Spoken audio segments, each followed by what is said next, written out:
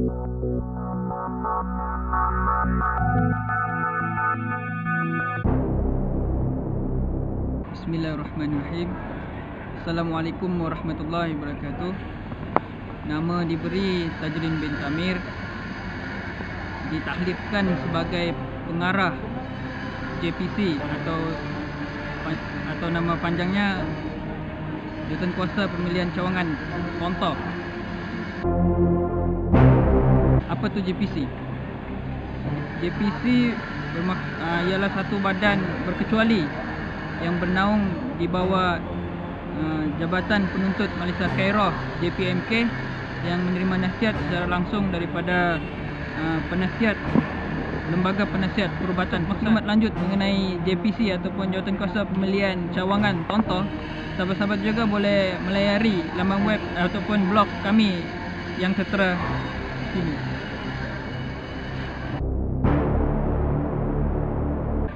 Ahli JPC, ahli AJK JPC telah membuat akuan sumpah. Tarikh penting 28 dan 29 hari bulan ialah penjualan borang pencalonan. Pada 30 hari bulan akan diadakan hari pencalonan. Pada 1 hingga 7 hari bulan akan diadakan masa berkempen, dan pada tempoh 1 hingga 7 hari bulan itu JPC akan menjual borang bantahan dengan harga 30 benih. Terusnya pada 8 hari bulan akan diadakan hari pembuangan undi, dan pada 10 hari bulan akan diumumkan putusan di MTC.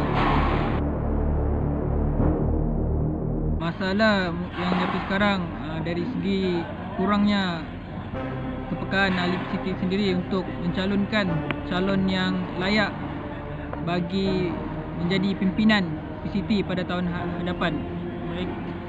Mereka seolah-olah tidak ingin melihat satu perubahan di pimpinan PCT pada masa hadapan.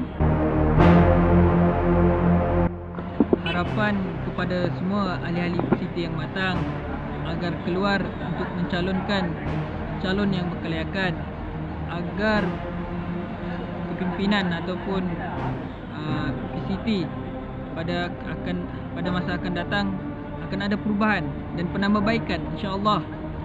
Dan serta harapan yang terakhir juga agar semua ahli PCT yang matang untuk keluar mengundi pada hari pembuangan pengundi pada 8 hari bulan bertempat di Baizah, bermula pada 3 petang hingga ke 7 malam bagi akhwat, dan ikhwah bermula dari 7.30 malam hingga 11.30 malam. Sekian, terima kasih.